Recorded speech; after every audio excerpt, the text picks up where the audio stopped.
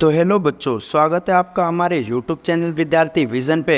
मैं जिसान अहमद आज आपको कराने वाला हूँ जल संसाधन के बारे में, जो कि भूगोल का तीसरा चैप्टर है बच्चों। पार्ट 1 हमने बच्चों इसका पढ़ लिया था बच्चों। पार्ट 1 में हमने क्या पढ़ा बच्चों कि हमारी पृथ्वी पे कितना परसेंट जल पाया जाता है बच्चों, 71%, जिसमें से बच्चों 96.5% जल क्या है बच्चों, खारा है। सिर्फ 2.5% पानी हमारे पास क्या है बच्चों, पीने लायक पानी है बच्चों। अगर पूछे बच्चों हमारी पृथ्वी पे टोटल कितना जल है बच्चों, हमारी भारत में पृथ्वी का कितना परसेंट जल है बच्चों, 4% है। भारत में कितनी बारिश होती है बच्चों, 4000 घन किलोमीटर बच्चों बारिश होती है। और साथ ही साथ में बच्चों पानी सप्लाई करने में हम कितने नंबर पे आते हैं, 133वें स्थान पे आते हैं। जल दुर्लभता किसे कहते हैं बच्चों, और महासागर का जल जो है खारा ही क्यों होता है बच्चों, इन सब के बारे में मैंने आपको पढ़ा दिया है बच्चों। आज हम पढ़ेंगे बच्चों जल संसाधन प्रबंधन के बारे में एवं बांधों के बारे में पढ़ेंगे बच्चों। आज जानेंगे हम बांध किसे कहते हैं बच्चों और बांधों की क्या उपयोगिता है बच्चों। तो बच्चों ये टॉपिक पढ़ने के लिए आप वीडियो तक हमारे साथ अंत में बने रहिए। तो आज पढ़ेंगे बच्चों जल संसाधन प्रबंधन और बांध, यानी बांधों की क्या भूमिका है बच्चों जल संसाधन प्रबंधन में। तो जैसा कि बच्चों आपको पता है कि बांध क्या चीज़ है बच्चों, तो बांध क्या होता है बच्चों, जो बहते जल को रोकने के लिए, जो बहता हुआ जल है ना उसको रोकने के लिए, उसको दिशा देने के लिए बच्चों, और साथ ही साथ में जो उसका बहाव को कम करने के लिए खड़ी की गई बच्चों एक बाधा होती है, जिसे हम बांध कहते हैं बच्चों। अगर हम बच्चों कोई भी हम मान लो बांध बनाते हैं बच्चों, तो ये अपने आसपास में कोई ना कोई जलाशय हो गया बच्चों, या तो जलाशय यानी तालाब हो गया, या झील हो गया बच्चों, या जल संभर क्षेत्र जरूर बनाती है बच्चों। और अधिकतर बांध में क्या होता है बच्चों, एक ढलुआ भाग होता है बच्चों, जहाँ पे क्या होता है, जिसके अंदर पानी क्या होता है, रुक जाता है बच्चों, है ना। तो ध्यान रखना बच्चों, बांध किसे कहते हैं बच्चों, तो बांध बहते जल को रोकने के लिए, उसको दिशा देने के लिए, या उसके बहाव को कम करने के लिए खड़ी की गई बाधा को हम क्या कहते हैं बच्चों, बांध कहते हैं, जो आमतौर पर जलाशय, झील, जलभरण बनाती हैं बच्चों। तो बांध का अर्थ क्या है, जलाशय से लिया गया है बच्चों। अधिकतर बांधों में एक ढलुआ हिस्सा होता है बच्चों, जिसके ऊपर से अंदर से जल रुक जाता है और लगातार धीरे धीरे बहता रहता है बच्चों। जो परंपरागत बांध होते थे बच्चों, वो नदियों और वर्षा के पानी को सिर्फ इकट्ठा करते थे, और इस जल का प्रयोग बच्चों खेतों में सिंचाई के लिए किया जाता था बच्चों। लेकिन जो आधुनिक बांध है ना बच्चों, उनका हम उपयोग बहुत सारी उद्देश्य के लिए करते हैं बच्चों। इसीलिए आधुनिक बांध को ही बच्चों क्या कहते हैं, हम बहुउद्देशीय परियोजना भी कहते हैं। क्या कहते हैं बच्चों, बहुउद्देशीय परियोजना। आधुनिक बांध को हम क्या कहते हैं बच्चों, बहुउद्देशीय परियोजना भी कहते हैं। तो आधुनिक भारत में जल संसाधन प्रबंधन हेतु बांध कई प्रकार से उपयोगी है बच्चों। तो बांधों के उपयोगी बच्चों, जहाँ पहले सिर्फ सिंचाई के लिए था, आज उससे ज़्यादा व्यापक हो गया है बच्चों। तो बच्चों बांधों की क्या उपयोगिता है बच्चों, तो सबसे पहले जैसा कि आप जानते हैं बच्चों, तो बांधों से सिंचाई होता है बच्चों। दूसरा मनोरंजन, विद्युत उत्पादन भी किया जाता है बच्चों। बाढ़ को नियंत्रण भी करते हैं, जल आपूर्ति भी करते हैं बच्चों। मान लो कहीं पे अगर जल नहीं है बच्चों, तो बांध के द्वारा अवरोध बनाकर वहाँ पे नहरें निकालकर जल की आपूर्ति कर सकते हैं बच्चों। साथ ही साथ में बांध के साथ हम मछली पालन भी कर सकते हैं। आंतरिक नौ संचालन और घरेलू और औद्योगिक क्षेत्रों में हम इसका प्रयोग कर सकते हैं बच्चों, इसका उपयोग कर सकते हैं। तो बांधों की बच्चों निम्नलिखित उपयोगिताएं बच्चों, सिंचाई के लिए, मनोरंजन के लिए, विद्युत उत्पादन के लिए, बाढ़ नियंत्रण के लिए, जल आपूर्ति के लिए, मछली पालन, आंतरिक नौ संचालन, घरेलू और औद्योगिक उपाय के लिए बच्चों हम बांधों का उपयोग करते हैं। तो बच्चों बांधों की इन्हीं उपयोगिताओं के कारण बांधों को हम क्या कहते हैं बच्चों, बहुउद्देशीय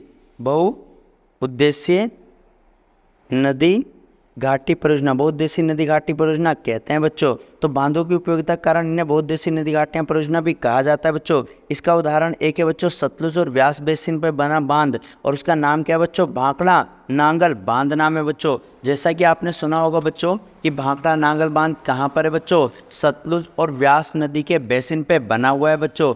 तो जैसा कि आप जानते हैं बच्चों, भाखड़ा जो बांध है ना वो बड़ा बांध है, और ये नांगल जो है छोटा है। और भाखड़ा नांगल दोनों बच्चों अलग बांध है, जो कि पंजाब और हिमाचल प्रदेश की सीमा, और थोड़ा सा इसमें बच्चों क्या आ जाता है, राजस्थान आ जाता है, वहाँ पे बना हुआ है बच्चों। इसका मुख्य उद्देश्य क्या था बच्चों, कि जल से विद्युत भी उत्पादन हो, है ना, और साथ ही साथ में बच्चों सिंचाई हेतु जल का उपयोग भी किया जाए बच्चों। तो जैसा कि मैंने बताया बच्चों, भाखड़ा बांध था और नांगल बांध था, ये दोनों अलग अलग बच्चों। और ये कब बना था बच्चों? 1963 में बना था। जवाहरलाल नेहरू ने बच्चों बांधों को आधुनिक भारत का मंदिर कहा था। इन्हीं परियोजनाओं से बच्चों भारत में कृषि, ग्रामीण अर्थव्यवस्था, औद्योगिकरण, नगरीय अर्थव्यवस्था का विकास करेगी बच्चों। पिछले कई वर्षों में बहुउद्देशीय नदी घाटी परियोजनाओं को बच्चों या बांध के कारण कई सारे विरोध के विषय भी बन गए हैं बच्चों। उससे पहले हम जान लेते हैं बच्चों, बहुउद्देशीय नदी घाटी परियोजना किसे कहते हैं। तो नदी पे बांध बनाकर बच्चों एक बार में कई सारे उद्देश्यों की पूर्ति करना क्या कहलाता है? बहुउद्देशीय नदी घाटी परियोजना कहलाता है बच्चों। और बांधों की उपयोगिता के कारण इनको हम क्या कहते हैं? बहुउद्देशीय नदी घाटी परियोजना कहते हैं बच्चों। हमारा क्वेश्चन था बच्चों भाखड़ा नांगल बांध। तो भाखड़ा नांगल बांध कब बना बच्चों? 1963 में बना था। और ये कहाँ पर है बच्चों? पंजाब और हिमाचल प्रदेश की बॉर्डर पर बना हुआ है बच्चों, थोड़ा सा राजस्थान में भी है। मुख्य उद्देश्य क्या है? जल से विद्युत बनाना बच्चों और सिंचाई के लिए जल का प्रयोग करना बच्चों, इसका मुख्य उद्देश्य था। लेकिन बच्चों जो बांध है ना बच्चों, इनकी उपयोगिता के साथ साथ यानी बहुउद्देशीय नदी घाटी परियोजनाओं की लोग आलोचना भी करते हैं और विरोध भी करते हैं बच्चों। आज हम जानेंगे बच्चों इस विरोध का क्या कारण है। आखिर कुछ लोग बहुउद्देशीय नदी घाटी परियोजनाओं का विरोध क्यों करते हैं, या बांधों के विरोध के क्या कारण है बच्चों। तो जैसा कि बच्चों आपने हेडिंग देख लिया, अगली टॉपिक क्या है बच्चों? बांधों के विरोध के कारण क्या है बच्चों। तो जैसा कि मैंने बताया था बच्चों, पहला कारण क्या है? अगर मान लो बच्चों हम बड़े बड़े बांध बनाएंगे तो इससे आसपास की जितने एकड़ की जो ज़मीन है ना बच्चों, उसको खाली करवाया जाएगा, खाली करानी पड़ती है। और इस वजह से क्या होता है बच्चों? इनका विरोध होता है बच्चों। और बांध के जितने भी बहाव क्षेत्र में जितना भी एरिया आएगा ना बच्चों, वहाँ का ज़मीन का एक बड़ा हिस्सा क्या होता है बच्चों? पानी में डूब जाएगा। और ऐसे क्या होता है? लोगों को ज़मीन से बेदखल किया जाता है बच्चों। तीसरा क्या पॉइंट है बच्चों? कि ज़मीन के जलमग्न होने से जो पर्यावरण होती है ना, पर्यावरण संबंधी समस्याएं भी आ सकती हैं। कैसे बच्चों? तो मान लो बांध है, बांध की वजह से जो पानी भर जाता है ना बच्चों, तो यहाँ पे जो पेड़ पौधे होते हैं ना, वनस्पति और मिट्टी होते हैं, वो जल में डूब जाते हैं और कालांतर यानी आने वाले समय में वो क्या होते हैं बच्चों? अपघटित भी हो जाते हैं। साथ ही साथ बच्चों आपका चौथा पॉइंट क्या था बच्चों? तो बहुउद्देशीय परियोजनाओं के कारण जो भूकंप यानी भूकंप आने की संभावना भी बढ़ जाती है बच्चों, इसलिए इनका क्या होता है? विरोध होता है बच्चों।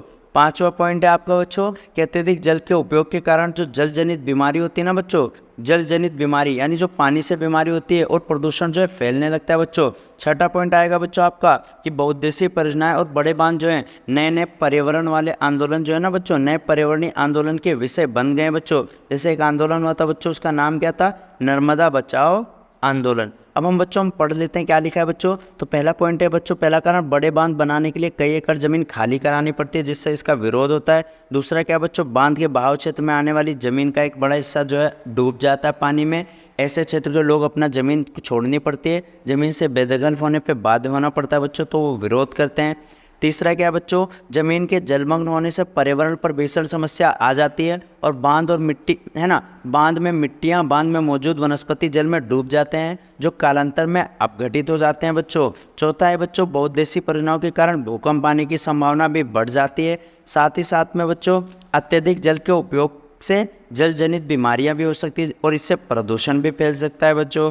बहुउद्देशीय परियोजना और बड़े बांध नए पर्यावरणीय आंदोलन जैसे नर्मदा बचाओ आंदोलन के कारण भी बने हैं बच्चों। जैसा कि आपको पता होगा बच्चों कि नर्मदा बचाओ आंदोलन जो है वो 1989 में शुरू हुआ था।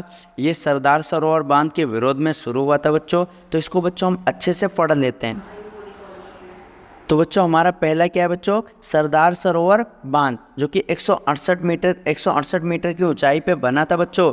5 अप्रैल 1961 को यह बांध बना था बच्चों। जैसा कि जानते हैं बच्चों, ये बांध कहाँ पर बना था? गुजरात में। कहाँ पर बना था बच्चों? गुजरात में। और कौन सी नदी पे बना था बच्चों? नर्मदा नदी पे बना था। और बड़ी जल संसाधन परियोजना थी बच्चों ये, जिसमें 4 राज्य सम्मिलित थे, महाराष्ट्र, मध्य प्रदेश, गुजरात और राजस्थान, ये सारे बच्चों सम्मिलित थे। और गुजरात के बच्चों तो 9490 गाँव, राजस्थान के 124 गांव, यानी जो सूखे इलाके थे ना, मरुस्थलीय इलाके थे, वहाँ पे जो पानी की आवश्यकता है ना बच्चों, उसको ये पूरा करती बच्चों।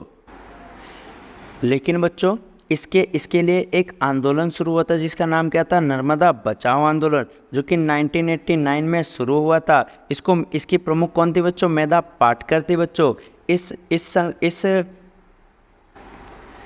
इसमें बच्चों अन्य में बच्चों यहाँ पे लिखा है बच्चों अन्य में अरुंधति रॉय, अरुंधति, अन्य में बच्चों अरुंधति रॉय थी, बाबा ओमटे थे बच्चों, साथ ही साथ में अनिल पटेल थे। और यह आंदोलन बच्चों एक एनजीओ द्वारा किया गया था बच्चों। और एनजीओ का मतलब क्या होता है बच्चों? Non government organisation. एनजीओ का मतलब क्या होता है बच्चों? नॉन गवर्नमेंट ऑर्गेनाइजेशन होता है, यानी गैर सरकारी संगठन होता है बच्चों। और ये बच्चों स्टार्टिंग में जो हुआ था ना बच्चों, गुजरात में नर्मदा नदी पर सरदार सरोवर बांध के विरोध के कारण हुआ था बच्चों। मूल रूप से जब ये शुरू हुआ था ना बच्चों, तो इसका मेन मकसद था जंगल जो है पानी में डूब जाएगा, यानी पर्यावरण मुद्दा इस केंद्रित था बच्चों। लेकिन जब ये बन गया तो हाल ही में इस आंदोलन का लक्ष्य बच्चों बदल गया। और इसका लक्ष्य क्या हो गया बच्चों? बांध से जो विस्थापित गरीब लोग हैं ना, उनको पुनर्वास की सुविधा मिले बच्चों, इसका लक्ष्य ये हो गया। मतलब मूल रूप से क्यों शुरू हुआ था बच्चों? पर्यावरण मुद्दा के लिए, लेकिन बाद में इसका लक्ष्य बच्चों बदल गया। दूसरा लक्ष्य क्या हो गया बच्चों? कि बांध से जो विस्थापित लोग हैं ना, उनको वहाँ पर क्या मिले बच्चों? पुनर्वास मिले। तो इसलिए इन्होंने क्या किया बच्चों? आंदोलन किया। साथ ही साथ में बच्चों आपकी उसमें एग्जाम में बच्चों मैप में क्वेश्चन आ जाता है कि बांध और किस नदी पे और राज्य कहाँ है। तो नागार्जुन सागर बांध बच्चों कृष्णा नदी पे, और ये आंध्र प्रदेश में है। पोचमपाड़ बांध किस पे बच्चों? गोदावरी नदी, और ये भी आंध्र प्रदेश में बच्चों। श्रीशैलम बांध किस पे बच्चों? कृष्णा नदी पे, आंध्र प्रदेश पे बच्चों ये भी। अगर पूछे हीराकुंड बांध कहाँ है बच्चों? ताप्ती नदी पे, उड़ीसा में है। महाराणा प्रताप सागर बच्चों या पोंग बांध, क्या नाम बच्चों? पोंग बांध व्यास नदी पे बच्चों, और ये कहाँ पर बच्चों? हिमाचल प्रदेश में बच्चों। थीन बांध किस पे बच्चों? रावी नदी पे, पंजाब में बच्चों। और उकाई बांध बच्चों ताप्ती नदी पे, ये कहाँ है बच्चों? गुजरात में है। तो मैप में बच्चों इनको आप अच्छे से जरूर देख लेना बच्चों। तो आज के पार्ट में आप इतना ही पढ़ेंगे बच्चों। इसमें हमने पढ़ा था बांध किसे कहते हैं बच्चों, और बांध की क्या उपयोगिता बच्चों। साथ ही साथ में जो बांध को बहुउद्देशीय परियोजनाएं क्यों कहते हैं, और इन बहुउद्देशीय परियोजनाओं के विरोध के क्या कारण है बच्चों, इन सभी के बारे में बच्चों आज की क्लास में पढ़ा है बच्चों। तो इसमें से सबसे इम्पोर्टेंट है बच्चों बांध का अर्थ क्या है बच्चों, और बांध को बच्चों बहुउद्देशीय नदी घाटी परियोजना क्यों कहते हैं बच्चों, सबसे मोस्ट इम्पोर्टेंट है बच्चों ये। और साथ ही साथ में बच्चों इनके विरोध के लिए जो नर्मदा बचाओ आंदोलन क्या था बच्चों? नर्मदा बचाओ आंदोलन, जो कि नर्मदा नदी पे कौन सा बांध बन रहा था बच्चों? सरदार सरोवर बांध।